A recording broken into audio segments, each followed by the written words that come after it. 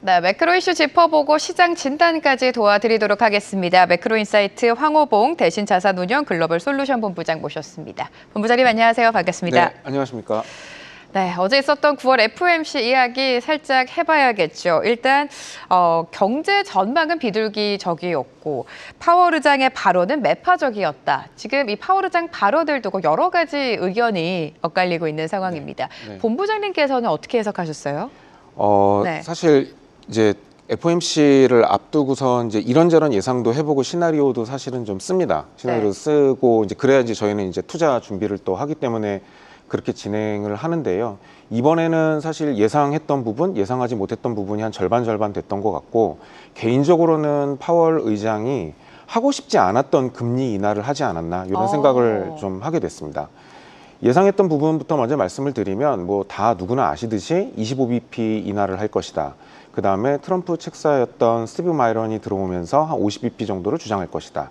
그 다음에 이 모든 것의 이유는 이제 고용으로 이제 둘러댈 것이다. 이제 이렇게 생각을 좀 했었습니다. 근데 예상하지 못했던 부분을 사실 좀 뜯어보면 파월 의장이 이제 기자회견 중간에 이제 그런 얘기를 합니다. 이게 리스크 관리 차원에서의 금리 인하다라고 이제 이야기를 했는데 이제 그 부분에서부터 사실 주가가 떨어지기 시작을 해요. 근데 누구나 사실 그 부분도 예상을 하고 있었던 거거든요. 근데 시장은 올해 3번 정도 인하를 하고 앞으로도 더 인하를 할 거라는 사이클로 접어든다. 이런 기대를 했지 않았나 이런 생각을 합니다. 그 욕심이 너무 과했다는 부분이 이제 예상하지 못했던 부분이었고, 그 다음에 이제 점도표를 사실 좀 보면 점도표가 아주 재밌는데요. 25년도 점도표를 한번 보시면 맨 아래쪽에 찍혀 있는 부분이 있어요. 점이 있는데 저게 50bp를 3번 인하해야 저 점이 찍히거든요. 이거는 누가 봐도 이제 사실 스티브 마이런이 이제 찍었다라고 이제 생각이 들고요. 저것도 이제 굉장히 좀 이상하죠. 근데 맨 위에 있는 점을 보면 올해 금리를 내리고 싶지 않았다라고 하는 분도 사실은 계셨어요. 그래서 이게 연준 내에서도 이번에 꽤 많이 좀 옥신각신하지 않았나 이제 이런 생각이 듭니다. 또 그리고 내년이랑 내후년이랑 이렇게 점도표를 보시면 의견이 전혀 모아지질 않아요. 그래서 올해 2번 내지 3번 정도 인하를 하는 것은 어느 정도 방향성을 갖춰서 가고 있지만 올해가 지나면서 올해 말로 가면서 내년을 어떻게 바라볼 것이냐에 대한 혼란도 충분히 있었을 것 같아요. 이제 이런 상황에서 이제 파월 의장이 금리를 이번에 내린다라는 결정을 아주 깔끔하게 내리기는 좀 쉽지 않았다. 그러니까 오히려 파월 의장 입장에서는 조금 더 버텨보고 싶었을 것이다. 이제 이런 생각을 좀 하게 됐습니다. 네, 개인적으로 파월 의장이 이번에 금리 인하를 좀 원하지 않았을 수도 있다라고 말씀을 해주셨고요. 점도표에서 확인을 했듯이 연준 이사 사이에서도 의견 차이가 좀 굉장히 컸던 것 같습니다. 자, 그럼에도 불구하고 이 미국 경제를 바라볼 때 가장 큰 걱정은 고용이죠. 파월 의장도 고용에 대한 우려를 내비쳤는데 또 그렇게까지 심각한 상황은 아니다라는 평가도 있습니다. 고용 시장 분위기와 함께 수정 경제 전망도 나쁘지 않았죠, 본부장님? 좋았습니다. 네. 네, 꽤 좋았습니다. 사실 지난번에 올해 한 1.6% 정도 실질 GDP 성장률이 있을 거라고 예상을 했는데 이제 0.2%포인트 올려 잡았고요. 그래서 1.8%로 이제 올려 잡았고 내년에 실업률도 떨어지고 그다음에 물가도 내년서부터 쭉 떨어지는 그림을 만들었어요. 그러다 보니까 사실 이제 경제적인 입장에서 경제 측면에서 봤을 때에는 아까도 말씀드렸듯이 금리를 사실 내릴 이유가 그렇게 크게 많지 않았습니다. 근데 이제 다만 이제 고용 지표가 이제 계속 꺾여가는 모습이 조금 불안하다. 이제 이런 의견들을 반영을 해서 이제 금리를 내리게 되었는데요. 이 부분도 사실은 기자들의 답변을 하면서 이렇게 답변을 했습니다. 이게 구조적인 이슈다라고 이제 얘기를 했는데 이 구조적인 이슈라는 단어를 좀 뜯어보면 네.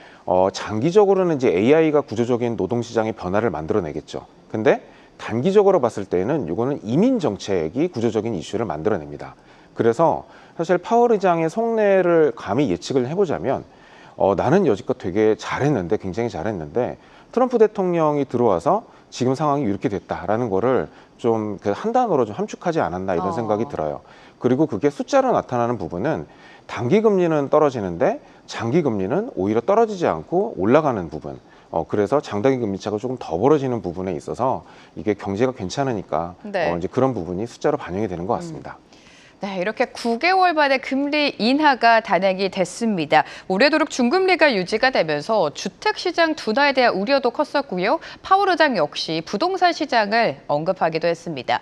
앞으로 미국의 주택시장, 부동산 시장은 어떻게 흘러갈지가 궁금하고 주택시장이 좀 둔화될 것이라는 우려가 크거든요, 본부장님. 네. 어떻게 예상하세요? 주가를 보면은 사실 좀 네. 예측하기가 좀 쉬운데요. ITB라는 ETF가 있습니다. 미국에 상장된 ITB라는 ETF가 있는데 지금 화면을 보시면 파란색 선으로 끝쪽에서 이제 올라가는 모습을 이제 보여주는 게 ITB라는 ETF인데 저게 이제 홈 컨스트럭션 그러니까 이제 집을 짓는 기업들을 모아놓은 ETF입니다. 근데 이제 저 기업들의 ETF가 이제 그 가격이 올라가는 타임이 6월 중순서부터 올라가기 시작하거든요.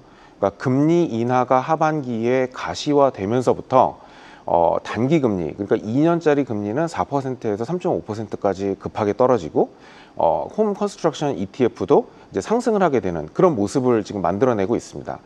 주가가 미래를 반영한다는 측면으로 놓고 봤을 때에는 저런 이제 집값에 대한 부분, 그 다음에 주택 시장에 대한 부분이 하반기 때 금리가 떨어지면서 개선이 될 것이다라고 이제 사람들은 기대를 하고 있는 것이죠. 근데 애널리스트들의 생각은 조금 다른 것 같습니다. 아직까지 저 기업들의 이익 예상치를 올려잡고 있지 않아요.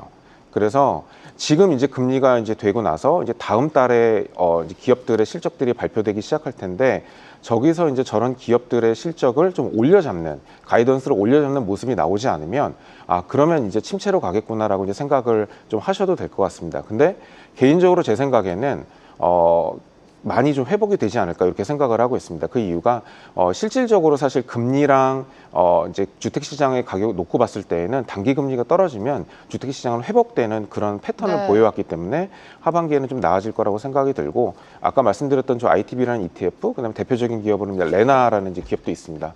그런 기업들도 신경 써서 모니터링 하셔서 투자에 참고하시면 좋겠습니다. 하반기 미국의 주택 시장은 그래도 좀 나아질 것이다 이렇게 예상하고 계십니다. 시장 이야기로 넘어가 보도록 하죠. 미국 증시는 성장주 또 특히나 AI 빅테크 중심으로 최근에 상승세를 보여왔고 기관의 매수세도 집중이 됐습니다.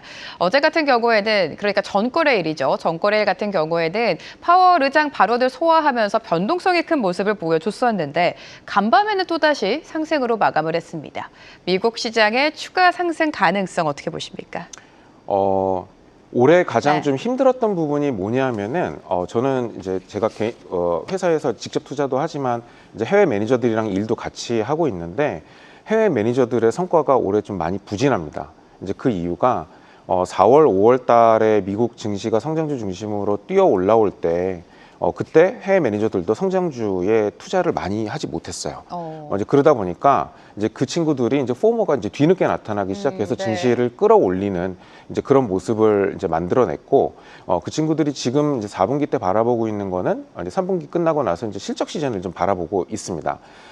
좀 보수적으로 봤을 때 이제 금리가 어느 정도 시장에 반영이 됐다라고 이제 아주 보수적으로 바라본다라고 하면 이제 조금 더 기관 투자자들이 매수에 들어가기 위해서는 실적 시즌을 좀 지켜봐야 된다. 이제 이렇게 좀 생각을 하고 있는데요. 이제 그때 이제 좀 그 기관 투자자들이 이제 바라보려고 하면은 가장 크게 볼 수 있는 게 제가 볼 때는 은행주를 많이 좀 볼 것 같습니다. 왜냐하면 연초부터 놓고 봤을 때 이제 2년물 단기 금리는 한 70bp 정도 빠졌거든요. 근데 30년짜리 채권 금리 같은 경우는 10bp 정도밖에 빠지지 않았어요. 그러다 보니까 장단기 금리 차가 이렇게 크게 벌어지다 보니까 혜택을 받을 수 있는 게 이제 은행주가 가장 큰 혜택을 받게 되죠. JP모건 같은 경우는 올해 30% 정도 주가가 올랐습니다. 그럼에도 불구하고 지금 더 벌어지고 있는 상황이기 때문에 조금 더 여지가 좀 있지 않나라는 생각을 하고 있고요. 그다음에 이제 두 번째로는 성장주 중에 오르지 못한 성장주들이 있습니다. 뭐 성과도 좋고 그다음에 수익률도 좋고 뭐 다 좋고 기업 애널리스트들의 평도 좋은데 주가만 안 오르는 주식들이 있어요. 대표적으로 아마존이에요. 아마존. 네, 아마존이 올해 거의 한 5%, 6%밖에 사실 오르지 못했습니다. 하지만 이익 개선치로 따지면 거의 한 20% 정도 이익 개선치가 상향 조정됐거든요. 그래서 아마존 같은 기업도 좀 눈여겨 보시면 좋을 것 같고요. 그리고 또 한 가지는 말씀드리기 조금 조심스럽기는 한데 IT랑 일반적인 이제 시클리컬이랑 이제 성격이 합쳐진 게 사실은 이제 전기차 주식입니다. 이제 네. 그 중에서 이제 가장 큰 게 이제 테슬라죠. 그래서 이제 금리가 내려가는 수혜도 볼 수 있고 시장이 좀 회복되면서 수혜를 볼 수 있는 게 사실은 딱 이제 그 주식이라서 그 주식도 이제 큰 비중을 가져가시는 거는 변동성이 크니까 좀 무리가 있으시겠지만 어느 정도는 지금 저는 담아가시는 것도 좀 맞다라는 생각을 하고 있습니다. 네, 이렇게 유동성이 확대가 되면서 유동성이 늘어나면서 시장 분위기도 나쁘지가 않은데 간밤 3대 지수는 물론이고요. 중소형주죠. 러셀 2000 지수도 2%대 가까운 상승률을 보여줬었습니다. 앞으로 시장 상승이 중소형주까지 온기가 펼쳐질 수 있을지 궁금합니다. 단기적으로는 그럴 것 같아요. 단기적으로만. 네, 단기적으로는 지금 중소형주 흐름이 좀 좋습니다. 근데 장기적인 중소형주의 상승이 있기 위해서는 금리가 조금 더 내려가는 게 명확해지면서 중소형주 내에 성장주가 올라가는 모습이 좀 보일 필요가 있겠다. 이렇게 좀 생각을 하고 있습니다. 지금 보고 계신 차트는 이제 5년 동안의 중소형주 러셀 2000의 가치주와 성장주의 상대 강도입니다. 아래쪽으로 내려가면 가치주가 조금 더 센 것이고요. 올라가면은 이제 성장주가 조금 더 강한 모습을 보여주고 있는데 22년도에 금리가 막 올라가면서 중소형주 내에서도 가치주가 훨씬 더 센 모습을 이제 보여줬고요. 이제 지금은 서서히 이제 성장주가 조금 센 모습을 보여주고 있는데 저게 한 번은 저 그래프가 이렇게 튀는 모습을 보여줄 때가 그때가 이제 사이클에 접어 들어간다라고 이제 보시면 될 것 같고 그때 이제 중소형주 비중을 조금 의미 있게 늘리는 그런 지혜가 좀 필요할 것 같습니다. 자, 이런 가운데 여전히 파월은요, 관세에 대한 우려 지적을 하고 있습니다. 관세 영향이 내년에 본격화되면 기업들의 마진이 당연히 줄어들겠죠. 그럼 자연스럽게 실적에 대한 우려가 커질 텐데 3분기 미국 시장의 실적 기대 어디까지 보십니까? 지금 상황에서는 사실은 실적 때문에 주가가 흔들릴 거라고 그렇게 보지는 않습니다. 근데 이제 저번에도 사실은 말씀드렸듯이 이제 관세가 기업들의 실적에 이제 반영이 장기적으로는 사실은 되죠. 근데 이제 단계가 여러 단계가 있는데 수출업자들이 이제 관세에 대한 부분을 흡수할 수 있고 그다음에 미국에 있는 수입업자들이 관세에 대한 부분을 또 이제 흡수할 수 있습니다. 중간에 유통업자들 그다음에 마지막에 이제 소매업자들이 그 관세에 대한 그 인플레이션에 대한 부분을 또 가격에 대한 부분을 또 이제 흡수할 수 있는 부분이 있어서 이게 사실은 시간이 좀 어느 정도 걸릴 수 있고요.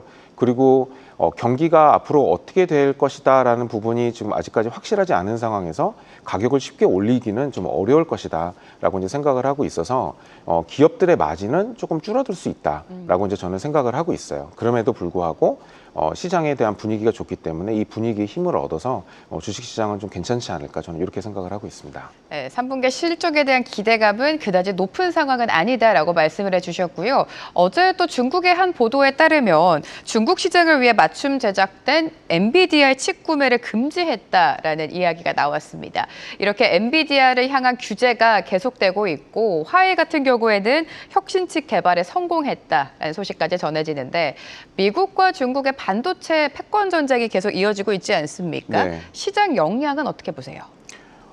엔비디아가 사실 개인적으로 엔비디아를 굉장히 높게 평가하는 거는 네. 엔비디아가 IR을 잘해요. 젠순왕 대표가 네. 굉장히 IR을 잘하는데 지난번에 사실 이제 하반기에 가이던스를 내놓을 때에도 중국 부분을 다 뺐습니다. 이제 그러다 보니까 그 부분을 제외하고 나서도 꽤 좋은 실적을 발표를 해서 시장을 안심시켰어요. 그래서 하반기 때에 중국에 대한 부분이 매출에 반영이 좀 적게 되더라도 그리고 안 된다고 하더라도 엔비디아 주가에는 그렇게 크게 영향을 미치지는 않을 것이다. 이제 이렇게 생각을 하고 있고요. 그리고 이 반도체 같은 굉장히 이렇게 좀 어려운 기술을 중국이 금방 따라잡을 거라고 저는 생각을 하지는 않습니다. 물론 네. 이제 몇 년 안에 당연히 이제 따라잡을 거라고 생각이 드는데 지금 현재의 수준에서 바로 교체를 한다? 이거는 좀 어려울 거라고 보고요.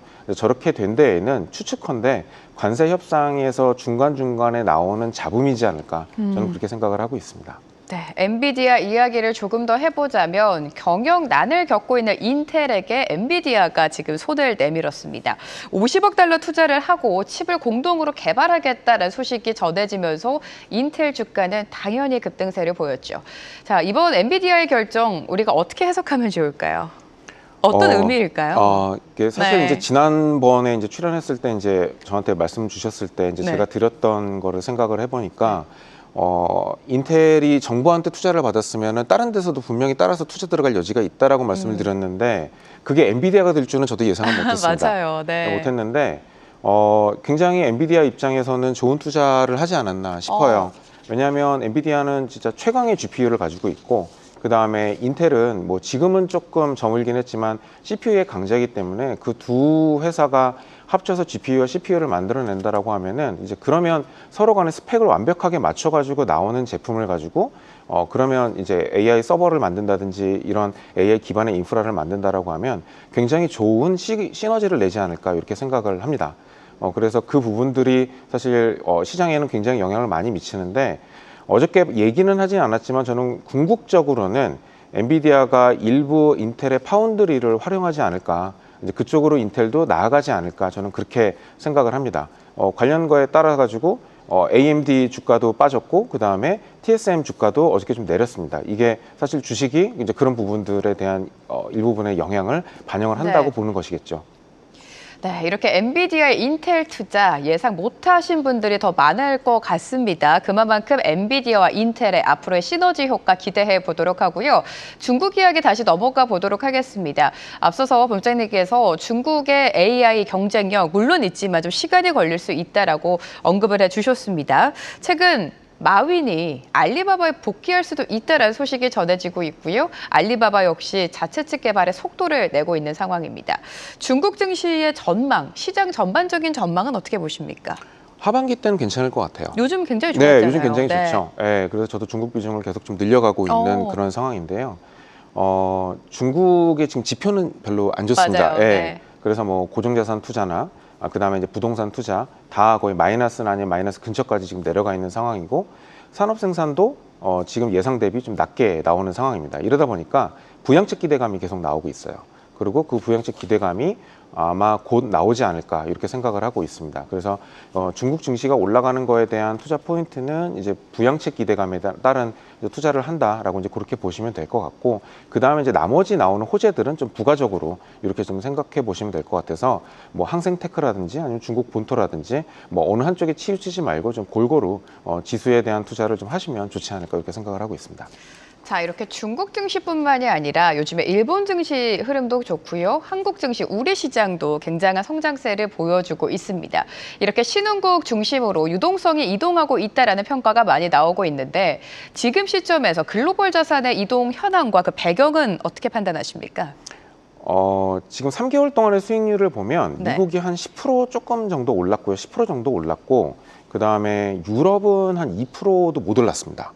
그리고 신흥국이라고 하는 이제 우리나라, 그다음에 중국, 그다음에 일본은 아니지만 이렇게는 다 10% 중반대의 성과를 지금 만들어내고 있는데 이런 성과들을 기준으로 놓고 봤을 때에는 연초에 미국에서 유럽으로 넘어간 자금이 꽤 많이 있거든요. 그래서 미국 자금이 다시 뭐 신흥국으로 들어갔다 지금 이렇게 보기는 좀 어려울 것 같고 유럽으로 간 자금 중에서 일부가 신흥국 쪽으로 좀 가지 않고 있나 이렇게 생각을 좀 해보고 있습니다.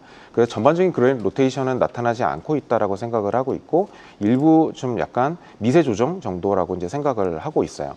근데 지금 상황서부터 이제 더 나타날 흐름을 이제 생각을 해본다라고 하면 달러가 만약에 조금 더 약세로 간다라고 하면 미국에서 자금이 좀 유출이 돼서 신흥국으로 좀 갈 수는 있을 것 같아요. 근데 이 달러 지수에 가장 영향을 많이 미치는 게 사실은 이제 유럽.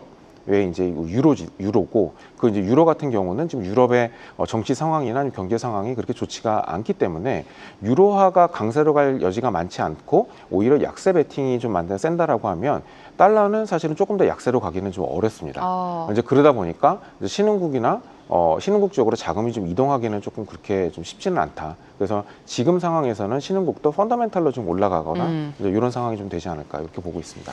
네, 이렇게 앞서서 미 증시와 중국 증시에 대한 전망을 해주셨는데 가장 중요한 건 우리 시장 아니겠습니까? 네. 신흥국 시장 안에서 한국 증시의 매력도는 어디까지 있다고 보시고 그리고 앞으로 남은 하반기 한국 증시의 전망은 어떻게 하고 계세요? 3,500이라는 마디지수를 어떻게 넘어가느냐가 좀 중요한 관건일 것 같고요. 이제 그 마디지수를 넘어가기 위해서는 이익 개선치가 굉장히 좀 많이 뛰어 올라야 되는데 지금 현재 우리나라 기업들 코스피 200, 그다음에 코스피 전체 이익 개선치는 잘 올라가고 있는 상황입니다. 그래서 그 기대감을 바탕으로 지금 현재 투자가 많이 이루어지고 있는 상황이고 기관 자금들도 많이 들어오고 있는 상황이어서 올해 3,500을 충분히 넘을 수 있다라고 이제 저는 보고 있는데, 넘긴다고 하더라도 그 마디지수라는 부분이 사실 넘었다가 다시 또 조정을 받는 부분이 굉장히 많거든요. 그래서 3,500을 전후로 좀 움직이지 않을까라는 생각을 하고 있고, 내년에 이제 그 이상을 넘어서 만약에 4,000을 바라본다라고 할 경우에는 내년 상황은 좀 다시 한번 봐야 될 것 같다는 생각은 합니다. 근데 올해 지금 남은 하반기 상황으로 놓고 봤을 때에는 충분히 순항을 하지 않을까 이렇게 생각을 하고 있고요. 근데 이제 그 순항을 하는 과정에서 주가가 올라갈 거니까 좀 이렇게 가벼우면서 좀 수익률을 좀 많이 높이자, 이런 기대보다는 좀 고배당주 중심 정도로 이렇게 좀 안전하게 투자를 하시는 게 지금 상황에서는 좀 나을 것 같다 이런 생각을 합니다. 네, 우리 시장 하반기에는 그래도 3,500선을 넘을 수 있다라고 말씀해 주셨고요. 고배당주에 관심을 가져보자라고 언급을 해주셨습니다. 고배당주 하면 정부 정책에 대한 기대감이 또 부각이 되고 있는데, 지금 뭐 자사주 소각 의무와 같이 여러 가지 정책에 대한 기대감이 살아 있습니다. 이와 관련해서 어떤 섹터를 가장 눈여겨보고 계십니까? 뭐 증권이죠. 증권이죠. 예, 증권이죠. 예, 그래서 증권을 좀 유심히 좀 보시면 될 것 같고요. 그리고 올해 사실 증권 회사들이 수익이 엄청 좋습니다. 그렇죠. 예, 네. 수익이 엄청 좋고, 그리고 앞으로도 증권 회사들이 할 일들이 굉장히 많아요. 그래서 뭐 IMA라든가 그다음에 뭐 지금 현재 사채 발행해가지고 자금 끌어들이면서 이제 그거 가지고 또 이제 투자를 한다든지 이런 부분들은 사실은 증권사가 은행의 지위를 위협할 수 있을 정도의 지금 스케일업을 하고 있는 상황이라고 저는 보고 있습니다. 그래서 증권사 투자는 지금 조금 눌림목이 있다라고 보였을 때, 근데 배당이 좀 높은 주식으로 좀 한 번쯤 들어가시는 게 저는 좋지 않을까 이렇게 생각을 합니다. 네, 시장의 상승 랠리와 함께 유동성이 풀리면서 거래 대금도 급증을 하고 있죠. 증권주의 실적 개선에 대한 기대감이 있다. 조정이 나왔을 때 조금씩 눈여겨보자라는 전략 말씀 세워주셨습니다. 자, 우리가 계속해서 유동성 이야기를 하고 있는데, 유동성이 많이 풀리면서 금값은 뭐 계속해서 상승세를 이어가고 있고요. 가상화폐 시장에도 그 유동성이 유입될 것이다라는 기대감이 큰 상황입니다. 이번 금리 인하 결정이 가상자산 시장에는 어떤 영향을 미쳤는지 궁금하고요. 관련된 종목에 대한 투자 전략은 어떻게 끌고 갈까요? 시장의 유동성이 사실은 굉장히 좋아요. 대표적으로 M2 지표를 보시면 M2 지표가 22년, 23년 조금 내리막길을 걸었다가 다시 24년서부터는 올라가는 모습을 보실 수가 있습니다. 특히 이제 트럼프 정책에 이제 OBBA 이제 그 법안이 들어서면서 더 그 시장에 풀리는 돈은 좀 많다라고 이제 그렇게 보고 있고, 이거에 따라서 사실 이제 금값이나 아니면은 암호화폐 이제 그런 가격들도 이제 다 올라간다라고 해석을 하셔도 저는 무방할 것 같다라고 이제 생각을 합니다. 그래서 암호화폐 거래소, 그다음에 이제 지난번에 말씀드렸던 뭐 이제 ARKF 같이 암호화폐로 결제를 활용하는 그런 기업들을 모아놓은 ETF들 이렇게 투자하시면은 사실 좀 좋겠다라는 생각을 좀 가지고 있고요. 그리고 사실 앞서서도 말씀드렸지만 연초 대비 단기채는 한 70bp 정도 금리가 낮아졌지만 장기채는 10bp 정도밖에 낮아지지 않았습니다.